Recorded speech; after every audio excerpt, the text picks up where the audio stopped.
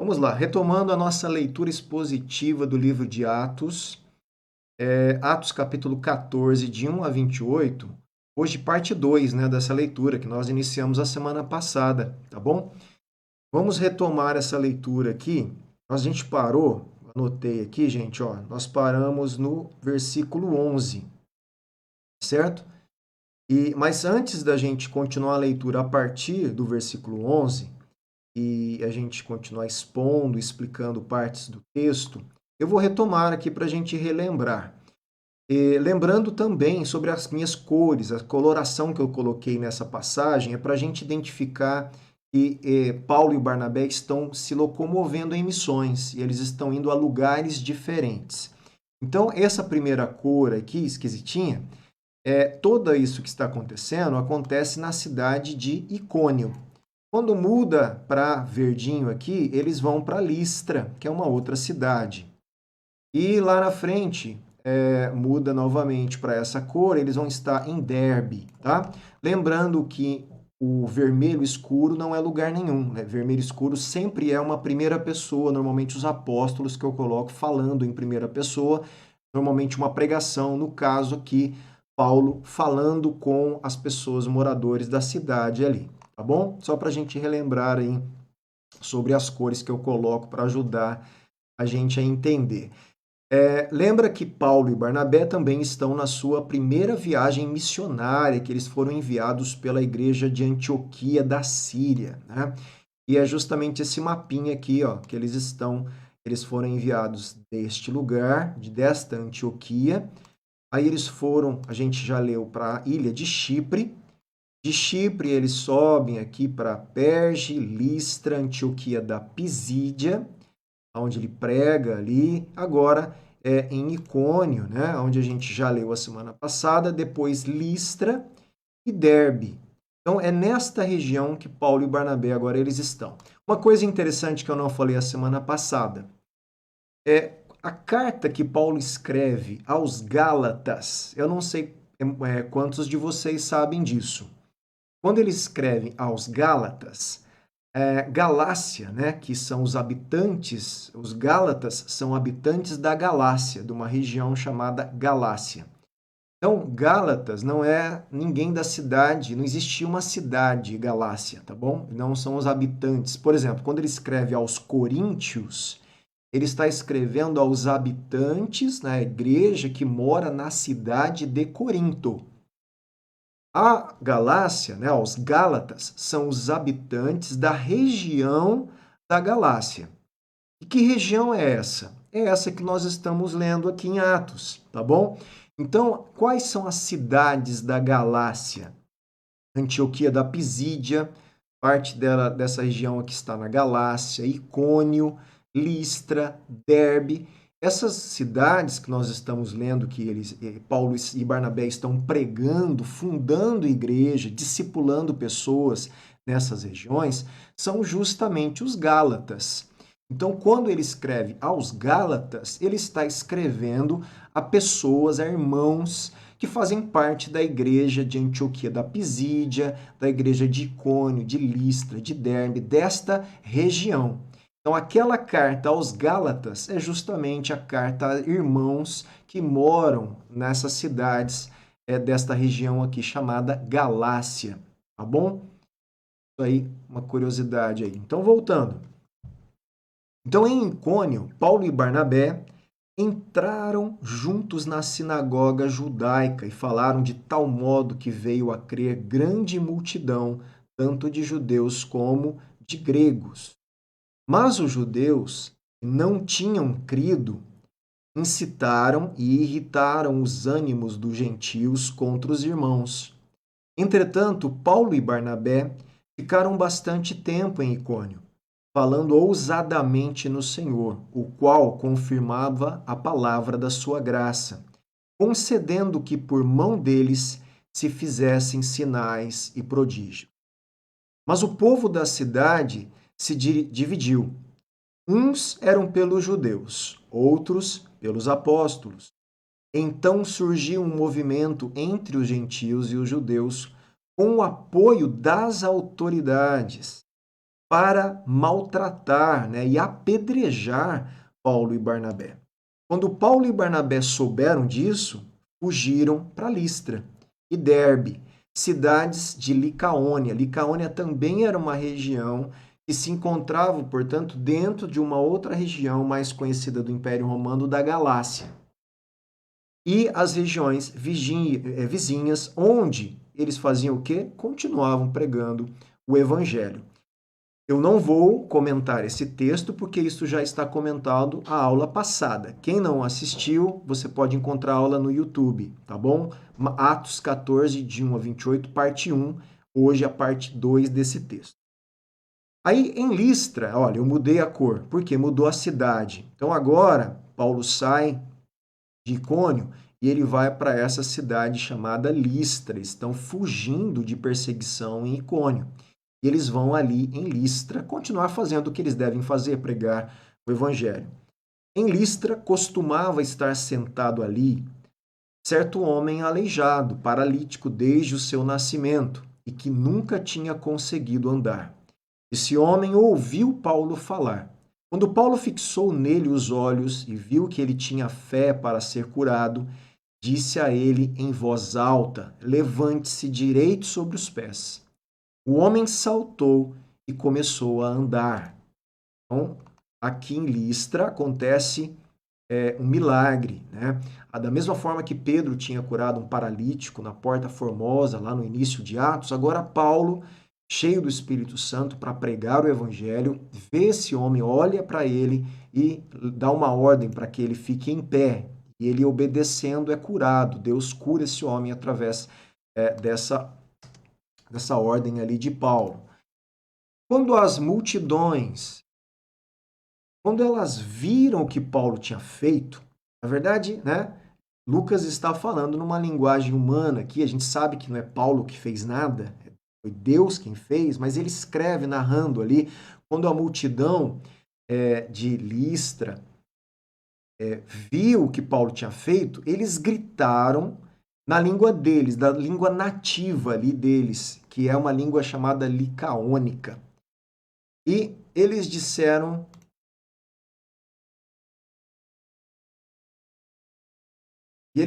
o seguinte: os deuses em forma de homens desceram até nós. Então, olha só, a multidão ali de Listra, olhando para aquele milagre, porque eles não conheciam adequadamente o Evangelho, não conheciam a Escritura, não conheciam claramente Paulo e Barnabé, que eles eram simplesmente embaixadores, enviados do reino de Deus, né? Servos de Deus. Eles misturam, eles leem aquela cura, aquele milagre, a partir de fé e de crenças, crendices e mitologias da sua própria cultura. E eles olham para Paulo e Barnabé e eles olham para esses homens agora como divindades. E eles falam assim: os deuses estão em forma de homens, eles desceram até nós. E aí, a Barnabé, eles chamaram de Júpiter ou Zeus, tá? Júpiter aqui da mitologia romana, Zeus da grega, é uma mitologia greco-romana, é uma mistura, tá bom? Então, Júpiter é Zeus e chama Paulo de Mercúrio ou Hermes, porque este era o principal portador da palavra. O sacerdote de Zeus, sacerdote, né, de Júpiter, desse deus que eles agora acreditavam que estava ali encarnado, né, no formato humano em Paulo e Barnabé, cujo templo estava em frente da cidade, eles, olha só, trazendo touros e grinaldas para junto dos portões da cidade, queria oferecer um sacrifício juntamente com a multidão. Então vamos lá para a gente ver isso aí. As multidões se empolgam com o milagre, né? Sempre. Toda multidão sempre se empolga com os milagres. Mas essa multidão aí, eles interpretam esse milagre pela lente, né? Pelos olhos, pela concepção da mitologia religiosa deles, que era o único referencial que eles tinham na época, por enquanto. Eles conferem a esses desconhecidos, né, a Paulo e Barnabé, atributos divinos. E estão prestes a adorar Barnabé como a encarnação de Zeus, de Júpiter, o deus mais importante dos gregos, e Paulo como Hermes, Mercúrio, o deus mensageiro. Olha lá, vamos um pouquinho da mentalidade desse povo para a gente entender por que eles fazem isso, né? A mentalidade deles estava influenciada pela religiosidade grega, pela mitologia grega, né? O sacerdote de Júpiter, de Zeus, se prepara para enfeitar touros com coroas de flores para um tipo de procissão religiosa, gente, até o templo. E lá no templo eles iam sacrificar animais. Essa reação talvez pareça exagerada para a gente, né, leitores modernos. Mas o caráter amplamente difundido na época de histórias de Homero, em que os deuses costumavam aparecer em forma humana, condicionou, deve não aqui, né? Condicionou a mente dessas pessoas a associar esse milagre com a presença de deuses da mitologia, tá? Agora em forma humana, né? E no formato humano. De acordo, então, olha só, de acordo com o folclore local, Zeus e Hermes haviam visitado a região anteriormente. Então, esses deuses aí, vamos devagar para a gente entender. Eles estão falando que Barnabé e Paulo são Zeus e, né, Hermes. Na mitologia e na história deles, já tinha uma história na cabeça deles, e esses deuses já tinham visitado anteriormente os seres humanos.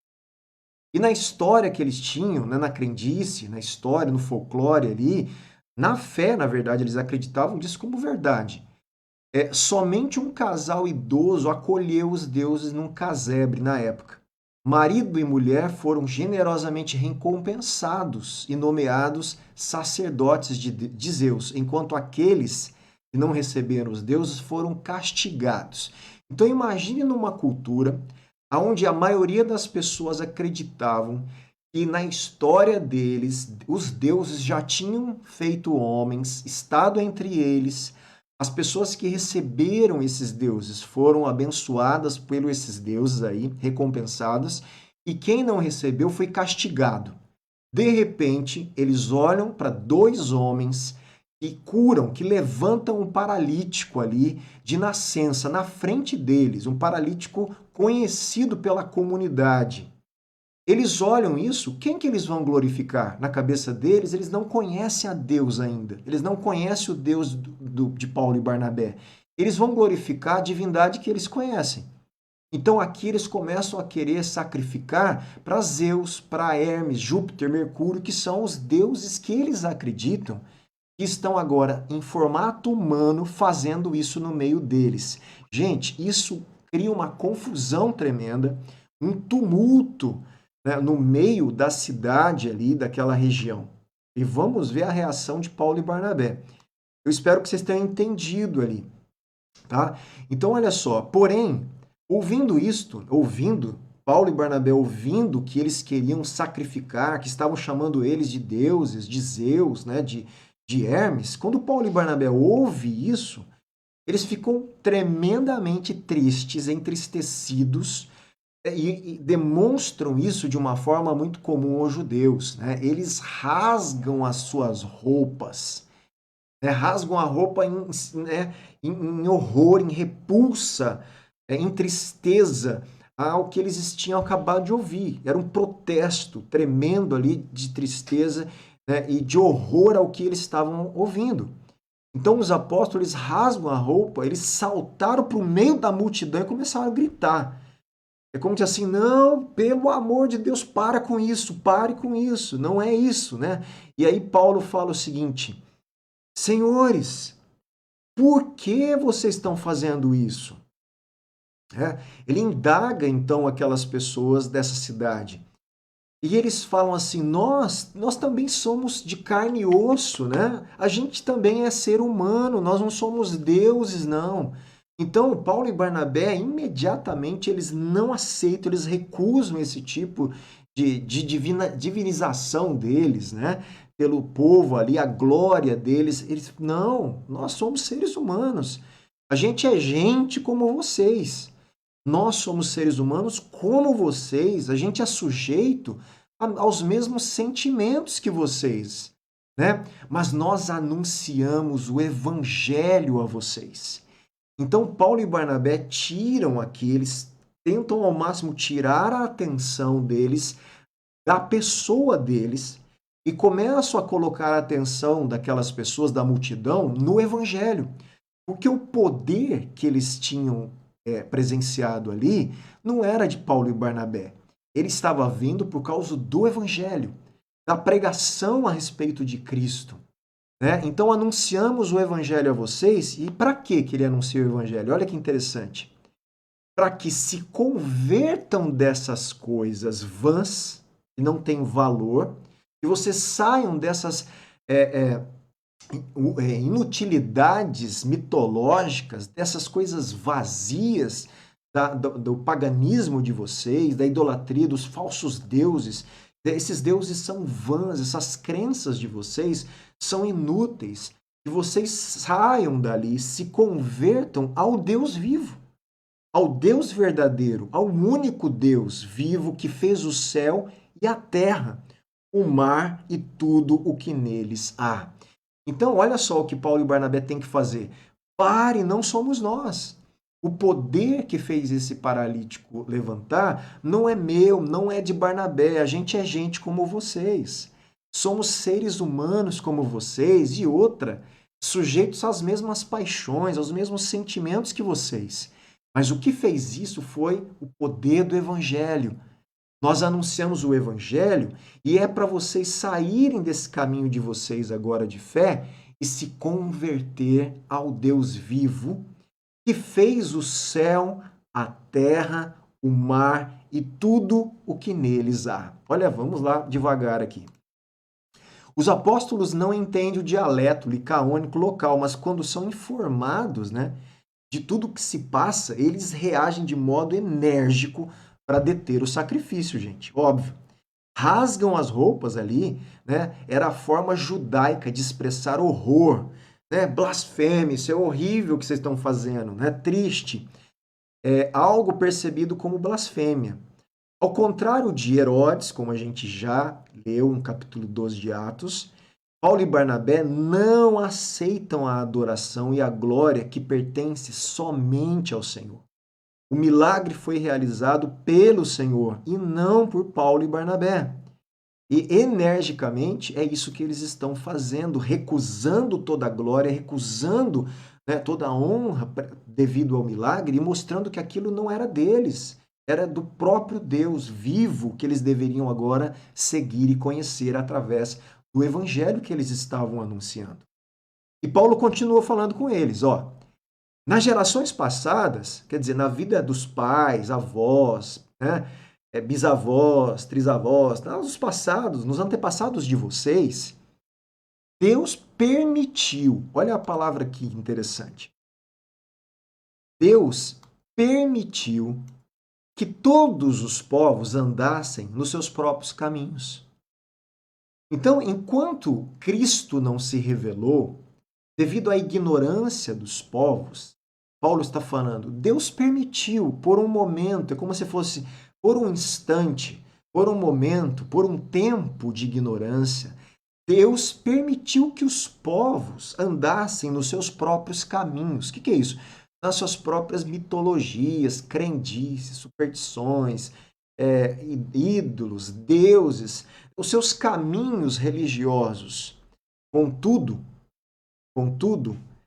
Deus não deixou de dar testemunho de si mesmo. Então, olha só, o que Paulo está dizendo? Apesar de vocês andarem erroneamente servindo a outros deuses, outra, né, fé, colocando fé em divindades falsas aí, Deus não deixou de dar testemunho para vocês. Deus não deu testemunho só para os judeus. O maior testemunho de Deus para os judeus foi o que? A lei, certo? Os escritos dos profetas, os salmos, né? Deus deixou escrito para os judeus a história, os milagres, o tirar do Egito, né? O deserto, o maná. Quer dizer, Deus deu ali a revelação de si próprio de forma muito direta para o povo judeu. Mas Paulo está falando, mas para os outros povos, Deus não deixou de testemunhar de si mesmo. Mas o testemunho de Deus nos outros povos não está no livro de Revelação. Está no livro chamado Natureza. E ele diz assim, olha lá, contudo não deixou de dar testemunho de si, fazendo o bem, dando a vocês chuvas do céu, estações frutíferas, enchendo o coração de vocês de fartura e de alegria. O que Paulo está falando? Que o Criador do céu e da terra, por mais que ele tenha um pacto, uma aliança com um povo específico, ele não deixou de se mostrar a todos os povos. E como ele fez isso? Através da sua aliança com Noé, não é isso? Com a criação. Mostrando, então, através das chuvas, das estações, né, de tudo do cosmos, de testemunho da consciência, do coração, do certo e errado que está na mente universal a respeito de algumas coisas. Isso é um testemunho do próprio Deus em todos os povos. Gente, como Paulo, vamos lá, eu vou ler aqui, mas eu vou antecipar. Todas as vezes que Paulo pregava o evangelho de Jesus, que Jesus é o Cristo, Filho de Deus, da sua ressurreição, da sua volta, para os judeus, ele começava por onde? Pelo Antigo Testamento. Os judeus tinham na mão deles toda a promessa do evangelho. Então, Paulo explicava para os judeus a respeito de Cristo usando a Torá, a lei, né, os livros de Salmos, livro dos profetas. Mas, e esse povo? Eles não conheciam nada da Torá, esse povo aí. Eles não conheciam nada sobre o Deus de Israel. Eles estão em outra região. Eles conheciam a mitologia grega, romana, né, os deuses gregos. Tinham as crendices, superstições deles. Como Paulo ia falar de Deus para eles, do Evangelho? Ele parte da onde? Ele parte da natureza. Ele parte mostrando que Deus é o Criador do céu e da terra e de tudo o que há. E quem sustenta o universo e a racionalidade do universo e faz com que o universo permaneça da forma como ele permanece, que faz com que as estações aconteçam, a chuva venha na hora certa, que tudo aconteça, né, de uma forma que há um equilíbrio, apesar das dificuldades do universo e das questões que a gente sabe que passa. É Deus quem sustenta todas essas coisas e permite que a vida esteja sendo estabilizada, esteja sendo mantida na terra. Então, Deus é o doador da vida e o mantenedor da vida, não só dos judeus, de todos os povos. Então, partindo disso, ele começa a pregar para esses homens ali. Vamos prosseguir aqui, ó. Dizendo isso, Paulo, né, e Barnabé dizendo essas coisas, foi ainda com dificuldade que impediram a multidão de lhes oferecer sacrifício. A multidão queria porque queria oferecer sacrifício a Paulo e Barnabé, achando que eles eram deuses em formato de homem, gente. Imagine, né, a dificuldade deles. Entretanto, chegaram judeus de Antioquia e Icônio. Eles estavam, então, aonde? Eles estavam em Listra. Vieram judeus da Antioquia da Pisídia e de Icônio aqui para Listra para atrapalhar mais a vida de Paulo. Que judeus? Aqueles judeus que não tinham crido no Evangelho. E se uniram com as autoridades de Icônio para apedrejar e maltratar Paulo e Barnabé. Esses homens, essa comitiva hostil aí, chega em Listra. Olha lá. E o que eles começaram a fazer? Instigando as multidões, a mesma multidão que queria sacrificar, né, achando que Paulo e Barnabé eram deuses, agora são influenciados por esses judeus aí, bastante maldosos, e eles apedrejam, gente, Paulo, e o arrastam para fora da cidade, só param de apedrejar ele porque deram Paulo como morto. Como acontece, gente, com uma multidão que estava prestes, né, a divinizar Paulo, chamando-o de Deus encarnado. prestes a levar nos pés deles sacrifícios. De repente, essa multidão inverte a cabeça, instigado pelos judeus, apedreja Paulo, que eles achavam que era Deus. Óbvio aqui que a gente pode entender que isso acontece devido à pregação de Paulo. Paulo está aqui questionando, né, a mitologia. Vocês devem se converter dessas coisas vãs. Largar essas crendices de vocês e acreditar no Deus vivo que fez o céu e a terra. Deus só permitiu essas coisas, olha lá, antigamente, né, agora Deus não permite mais. Então ele está confrontando, e essa multidão já não gosta muito da pregação.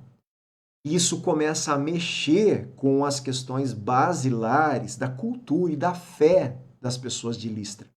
Então, já insatisfeitos com as palavras de Paulo, instigados agora por judeus que começaram a falar, não, que deuses o quê? Esse Paulo e Barnabé aí, esses aí são judeus lá que nem a gente quer.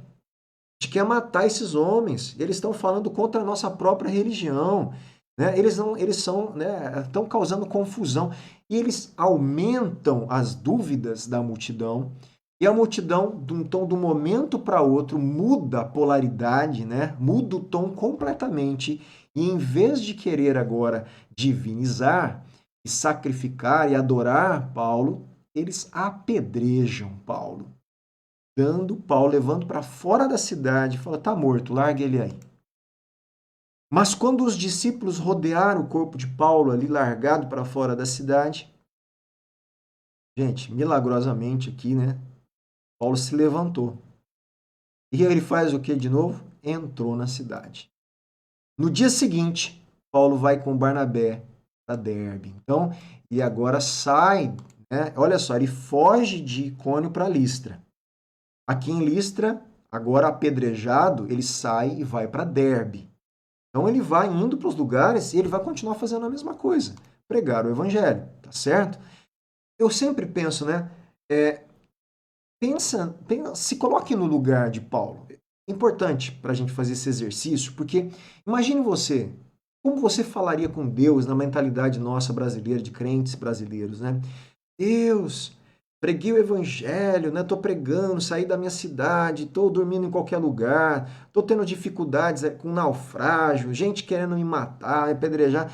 Eu pregando o evangelho, testemunho, o Senhor me deixa ser apedrejado, deixado quase morto. Você não vê uma reclamação de Paulo. Ele vai simplesmente continuar pregando o evangelho. Aí nós vemos, né, o tamanho, a devoção de Paulo ao Cristo que salvou. A gente vê que Paulo realmente se vê como escravo de Cristo. Né? O escravo, como eu disse aí em Penápolis, escravo de orelha furada, né? De Cristo, e é a ele que ele vai servir. Isso é interessante, né? Em um momento, a multidão está disposta a oferecer sacrifícios aos apóstolos como se fossem deuses, né? No momento seguinte, está disposta a apedrejá-los. Por quê? Eu já falei um pouquinho sobre isso. É provável que tenham se enfurecido com a avaliação objetiva de suas tradições e, de acordo com Paulo, eram vãs. E de acordo com Paulo, aqui, eram inúteis e com sua insistência para que as abandonasse. Então Paulo ataca, né, os alicerces da sociedade deles. Né? A chegada de um grupo de judeus mal intencionados de Antioquia e Icônio derrama ali combustível no fogo, né, gasolina no fogo, para incitar a opinião pública contra os apóstolos. Paulo é abandonado à beira da estrada depois de ser apedrejado e tido como morto. Discípulos o cercam, talvez reunidos, gente, talvez até para vamos sepultar Paulo. Morreu, né? Mas ele se levanta e dará continuidade de seu ministério. Esse incidente destaca a fé e a lealdade incansáveis, né, de Paulo, gente, né? Apesar dos ferimentos, ele persistirá na pregação do evangelho diante de oposições, graças à sua profunda devoção a Cristo, aquele que salvou Paulo e deu uma missão para Paulo, né? E comissionou Paulo, certo? E agora então ele vai para Derbe. Vamos lá. E tendo anunciado o evangelho naquela cidade, em Derbe agora, ó, mudou a cor, saiu de Listra, estamos em Derbe. E feito lá em Derbe, então o que ele vai fazer em Derbe? O que Jesus mandou? Ide, pregai o evangelho a toda criatura, fazei discípulos. Então, olha, ele vai para Derbe. O que ele faz? Anuncia o evangelho e faz muitos discípulos.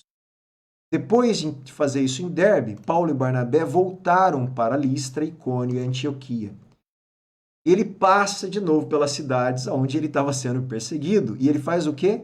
Fortalecendo o ânimo dos discípulos e exortando-os a permanecerem firmes na fé e mostrando que através de muitas tribulações nos importa entrar no reino de Deus. Olha o consolo de Paulo aos discípulos, né?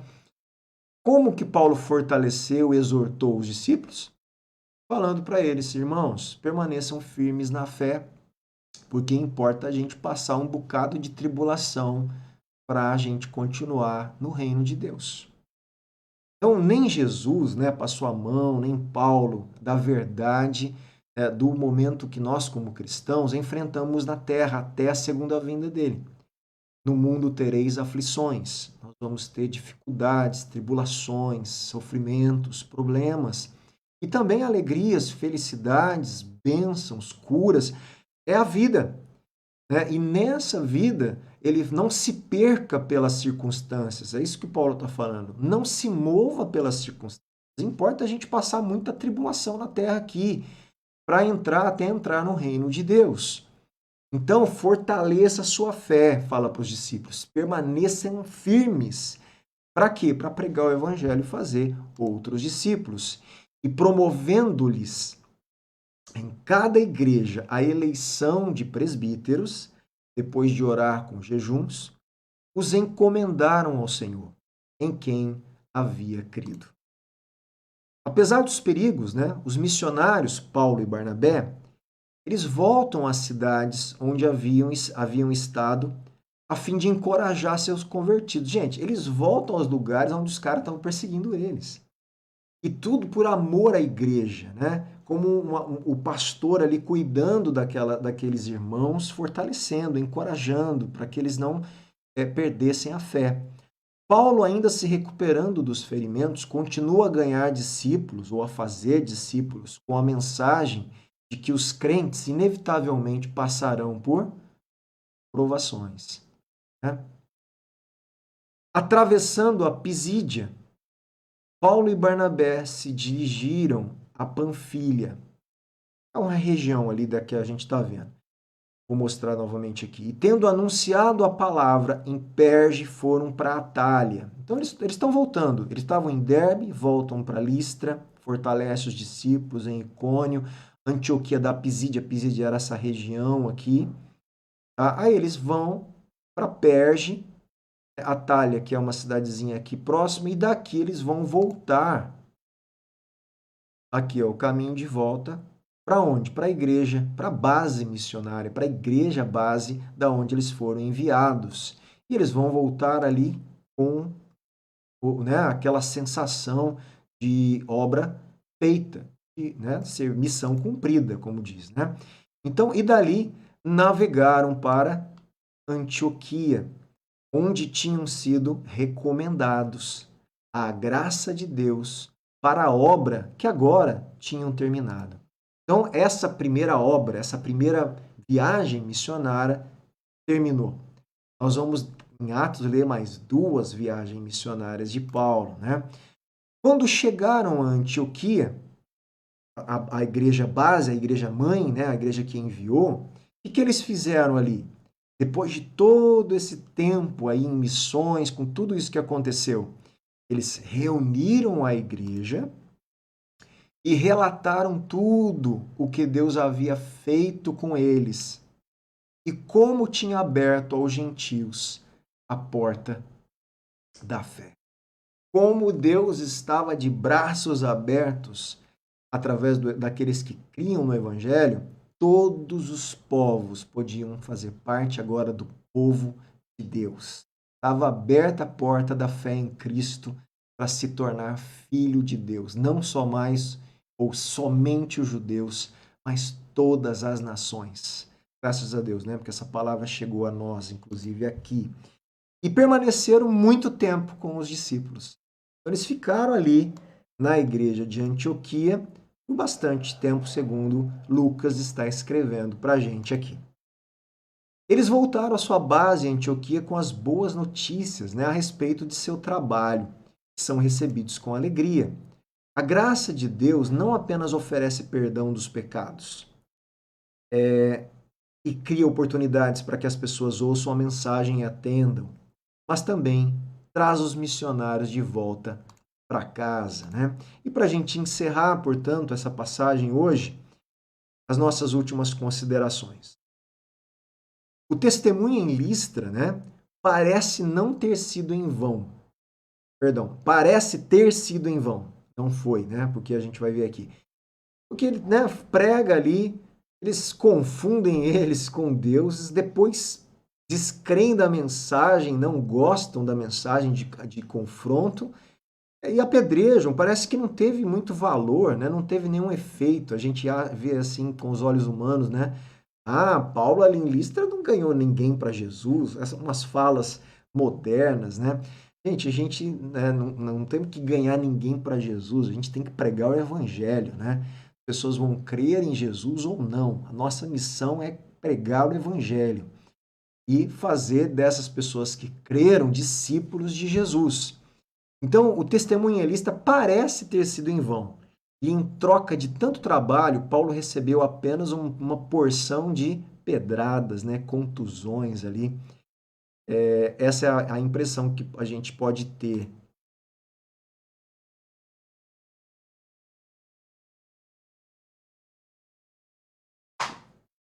Um dos convertidos, olha que interessante,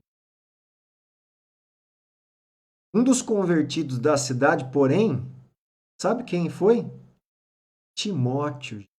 Timóteo foi um dos convertidos ali da cidade, um dos frutos. O filho na fé, aquele que você tem na sua Bíblia aí. Primeira carta de Paulo a Timóteo, segunda carta de Paulo a Timóteo, né? Se fosse só por Timóteo já valeu a pena, não foi?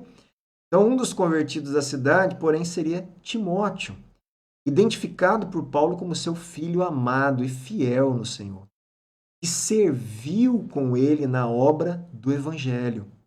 Esse fato é prova de que Deus age em todas as coisas para o bem daqueles que o amam, daqueles que foram chamados de acordo com o seu propósito. Nada que fazemos para Deus é em vão, meu irmão. Nada que fazemos para Deus passa batido. Deus está ali conosco. Tudo que nós fazemos com Ele, na verdade, em obediência, principalmente no que diz respeito a cumprir a missão que Ele nos deu como igreja. Tá bom? Então, o que a gente tem que fazer? Pregar o Evangelho. A gente prega o Evangelho, fala para um, fala para outro. Parece que não tem resultado, né? O resultado vem de Deus. É Deus quem faz as pessoas crerem, é Deus quem coloca lá, faz regar, outro vai regar a sementinha que a gente plantou. E alguns a gente vai colher, que é as pessoas que vão acreditar na mensagem que a gente prega e a gente vai discipular. E outros nós vamos colher esse fruto há 10 anos depois que a pessoa vai se converter por causa daquilo que a gente falou, né, e vai ficar no coração dela e ela vai para outra igreja. A gente não tem o controle disso.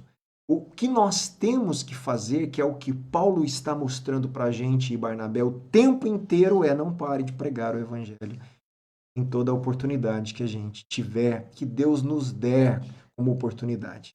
Tá bom? Mais uma vez, incentivo, né? A mim mesmo, é você que me ouve, e aí você do Ministério Fonte de Vida em Penápolis e outros que estão nos assistindo, prega o evangelho, faça discípulo. Tá? E para pregar o evangelho, tem que conhecer o evangelho, né? Tem que saber o que é.